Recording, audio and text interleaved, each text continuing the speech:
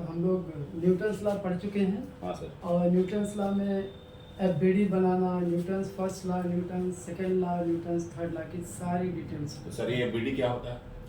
Free body diagram क्या होता है कि जैसे किसी ब्लॉक पे, किसी सिलेक्टेड बॉडी पे जितने फोर्सेस काम कर रहे हैं, ठीक है, उनको मैग्नीट्यूड और डायरेक्शन में रिप्रेजेंट करना ही बोला जाता है फ्री बॉडी डायग्राम। ठीक ठीक है। ठीक। जैसे हम एक एग्जांपल लेते हैं, जी। जैसे मान लीजिए कि ये कोई ब्लॉक है, एकदम सिंपल सा एग्जांपल हम लोग यूज करते हैं। जी। जैसे किसी स्ट्रिंग को हमने सीलिंग से हैंग किया और उसके लोअर पार्ट से हमने एक ब्लॉक जिसका मास m है जी। उसको हम हैंग कर रहे हैं।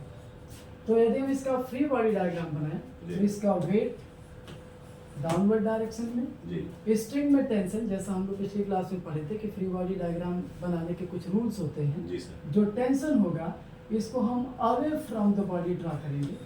जी। ये इसकी फ्री बॉडी डायग्राम होगी। इसको हम ऐसे भी रिप्रेजेंट करते हैं जैसे एक पॉइंट ऑब्जेक्ट के थ्रू। जी सर। ये m मास का पॉइंट ऑब्जेक्ट हो गया, जी सर। इसका वेट डाउनवर्ड डायरेक्शन में mg, जी। और स्ट्रिंग के कारण इसमें जो टेंशन काम कर रहा है ये ऊपर की ओर काम कर रहा है। जी सर। ठीक है। जी सर।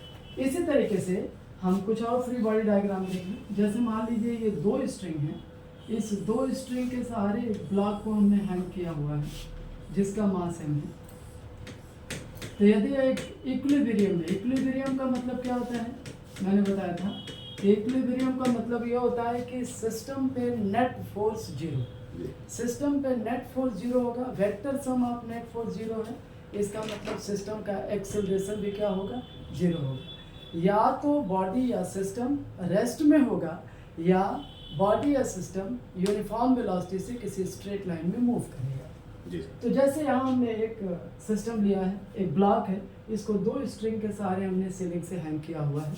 यदि हम इसका एफबीडी बनाएं तो जो जो फोर्सेस फंडामेंटल हैं, जैसे मास के कारण इसका वेट नीचे की ओर काम करेगा mg, एक स्ट्रिंग में टेंशन, लाइट स्ट्रिंग है, टेंशन हमेशा दूर की ओर, इधर हो गया T1, इधर हो गया T2, और इसको हम यहाँ रिप्रेजेंट करें तो mg नीचे की ओर, T1 इस डायरेक्शन में और T2 इस डायरेक्शन में। सही है। ये इसका कंप्लीट एफबीडी हो गया। अब हम लोग एफबीडी को यूज करके यदि कोई ऑब्जेक्ट मूव कर रहा है, सिस्टम मूव कर रहा है, सिस्टम ऑफ बॉडीज मूव कर रहे हैं, तो उनका एक्सेलरेशन और अलग अलग स्ट्रिंग्स में टेंशन कैसे कैलकुलेट करते हैं इसको हम लोग देखते हैं। ठीक है। तो जरा देखिए,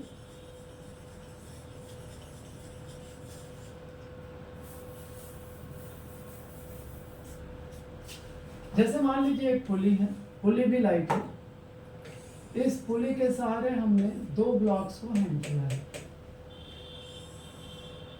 इधर एक ब्लॉक हो गया जिसका मास m है, और इसके दूसरे साइड एक दूसरा ब्लॉक है जिसका मास 2m है।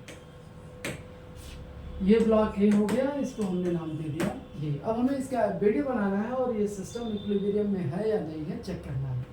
जैसे वैसे भी देखने से लग रहा है इधर मास ज़्यादा है और इधर मास कम है, तो जिधर मास ज़्यादा है उधर का ब्लॉक नीचे आएगा और दूसरा ब्लॉक ऊपर जाएगा।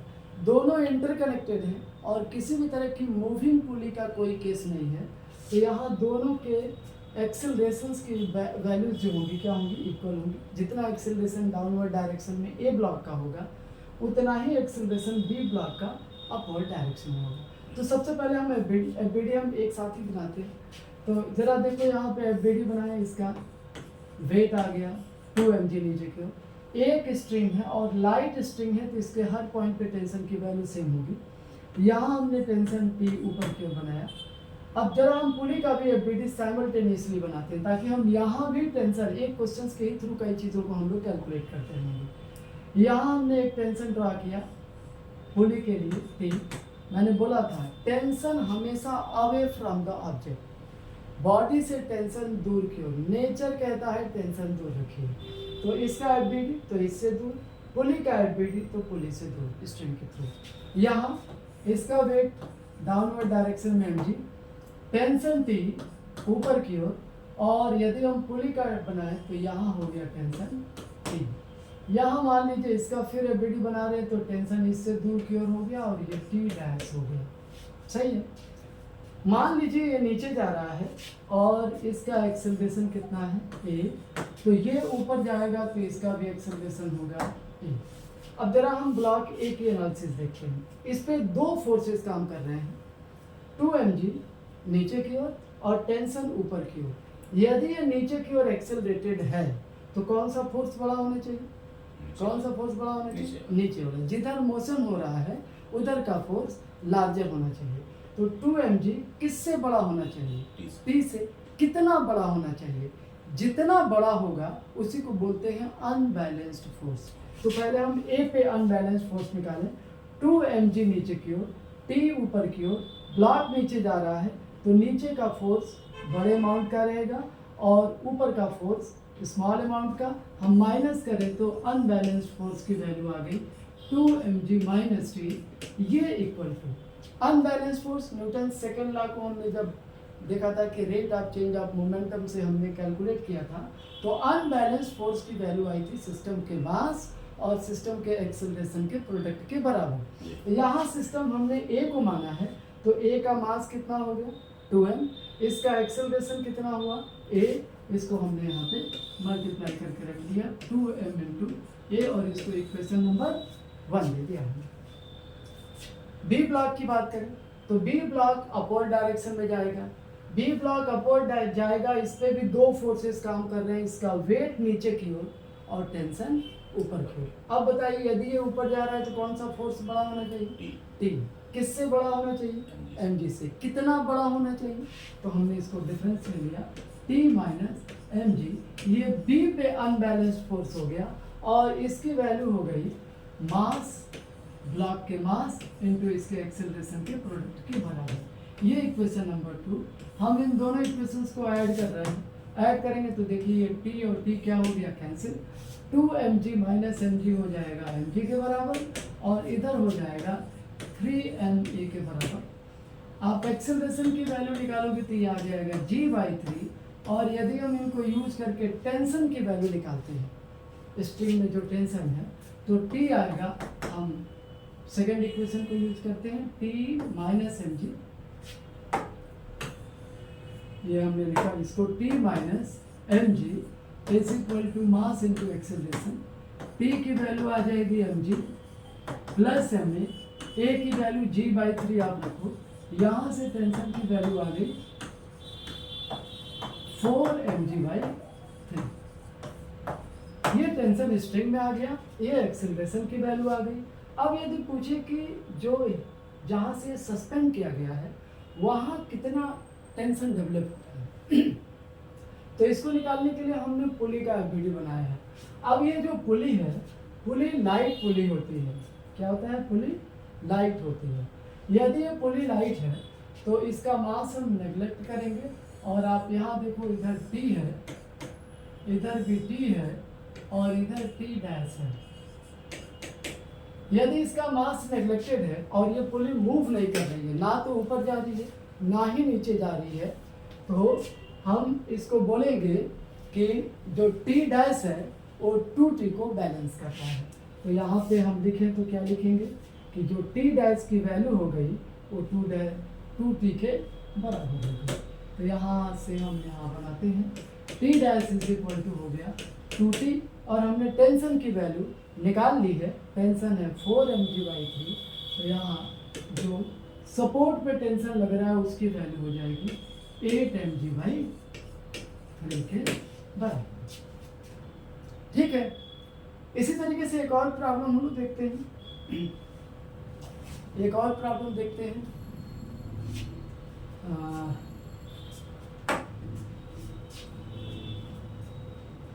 नंबर ऑफ ब्लॉक्स को हम बढ़ाते हैं। यहाँ हमने एक ब्लॉक रखा, यहाँ हमने दूसरा ब्लॉक रखा और यहाँ हमने एक और ब्लॉक 2 एडवांस का रख दिया। सही है। ये ब्लॉक A है, ये ब्लॉक B है और ये ब्लॉक C है। फिर इधर दिख रहा है कि एक side right side total mass ज़्यादा 3m है और लेफ्ट साइड मास केवल m है। इसका मतलब राइट साइड के जो सिस्टम है वो नीचे जाएगा और लेफ्ट साइड का सिस्टम जो है वो ऊपर जाएगा, तो ये ऊपर जाएगा। मान लीजिए इसका एक्सेलरेशन है, इंटरकनेक्टेड बॉडीज का एक्सेलरेशन सेम रहेगा और कोई मूविंग पुली का केस नहीं है, इसलिए एक्सेलरेशन की वैल्यू सेम होंगी। तीनों ब्लॉक सेम एक्सेलरेशन से जाएंगे, दो नीचे आएंगे और एक ऊपर जाएगा। इसको हमने इधर की ओर बना दिया। इनके वीडियो में यहीं पे ड्रॉ करते हैं। जरा ए ब्लॉक का देखें तो इसका वेट नीचे की ओर काम कर रहा है 2 mg। टेंशन स्ट्रिंग में पहली स्ट्रिंग है, टेंशन हो गया T1 और इसकी बात करें तो इसका भी टेंशन इससे दूर की ओर हो गया T1 और इसका वेट हो गया mg। इस स्ट्रिंग में हो जाएगा टेंशन T2, ये भी टेंशन T2, हम पुली का वीडियो बना रहे हैं। यहाँ भी टेंशन T2, यहाँ भी T2, सेम स्ट्रिंग है और इसका वेट हो गया mg। अब जरा हम इक्वेशंस बनाएं तो पहले हम ए के लिए, ये ब्लॉक नीचे जा रहा है, इसमें दो फोर्सेस काम कर रहे हैं, 2 mg नीचे और T1 ऊपर। कौन सा फोर्स बड़ा होना चाहिए? 2 mg। किससे? T1 से। कितना? उस अनबैलेंस फोर्स की वैल्यू हमने निकाली, 2 mg minus T1 is equal to 2m into a. ये हमारा इक्वेशन 1 हो गया। इसी तरीके से हम बी ब्लॉक को देखें तो बी ब्लॉक पे ध्यान देना, यहाँ मिस कर जाता है, mg लोग छोड़ देते हैं, T1 लगाते हैं, T2 लगाया और mg भूल गए, या यहाँ T1 लगाना भूल गए। तो ध्यान रखना है जितने फोर्सेज हैं उन सभी को वीडियो में ड्रॉ करना मस्ट है, क्योंकि जब तक हम ड्रॉ नहीं करेंगे हमारा रियल कंक्लूजन निकलेगा नहीं। तो यहाँ देखो mg नीचे, T1 नीचे, ये दो फोर्सेज नीचे हैं और T2 ऊपर है। इसका मतलब ये दोनों फोर्स की वैल्यू T2 से बड़ी होनी चाहिए, तभी ये ब्लॉक किधर आएगा? नीचे। तो नीचे लगने वाले फोर्स में से हम ऊपर वाले फोर्स को क्या करते हैं? माइनस। ये हमने लिखा mg plus T1 minus T2, मास m है m इंटू ए। ये ब्लॉक ऊपर जा रहा है, इसमें T2 बड़ा होगा किससे? mg से। इसको हम सॉल्व करें तो T2 में से हमें mg को माइनस करना है, T2 minus mg is equal to mass into acceleration. इन तीनों को आप ऐड कर दीजिए, देखिए टेंशन सारे कैंसिल हो गए, टेंशन ऐसे भी कैंसिल हो जाता है। यहाँ देखिए 2 mg प्लस mg 3 mg और 1 mg यहाँ से माइनस हो रहा है, बच रहा है आपका 2 mg बचा और इधर हो गया आपका 4 ma के बराबर। सही है। यहाँ से हमने एक्सेलरेशन की वैल्यू निकाली, आप देखोगे तो मास से मास कैंसिल हो गया, ये g/2 के इक्वल एक्सेलरेशन आया। ये सिस्टम नीचे जा रहा है, ये सिस्टम ऊपर जा रहा है, एक्सेलरेशन की वैल्यू g/2 हो गई। अब इससे हम टेंशन निकालें, पहले वाले इक्वेशन में आप रखिए, T1 की वैल्यू निकल जाएगी। तो इक्वेशन 1 में देखें तो 2 mg minus T1 is equal to 2m into a g/2। यहाँ से आप देखोगे तो T1 की वैल्यू आ गई 2 mg माइनस mg के इक्वल T1 हो गया और T2 की वैल्यू आप थर्ड इक्वेशन से कर सकते हैं। ये इक्वेशन नंबर 1 है, ये 2 है और ये 3 है। 3 नंबर देखिए तो यहाँ T2 की वैल्यू हो जाएगी T2 minus mg is equal to mass into acceleration, a की वैल्यू g/2। T2 को उधर ले गए, mg को उधर ले दूसरे साइड ले जाएंगे तो ये हो जाएगा 3 mg/2। T2 आपने निकाल लिया, T1 आपने निकाल लिया, एक्सेलरेशन निकाल लिया और यहाँ पे आप चाहते हैं कि T डैश की वैल्यू, तो यहाँ देखो फिर आप जैसे लास्ट प्रॉब्लम में हमने किया, T डैश की वैल्यू इन दोनों टेंशन के सम के बराबर है। तो ये हमने दो प्रॉब्लम्स को वीडियो में जज किया। Okay okay sir.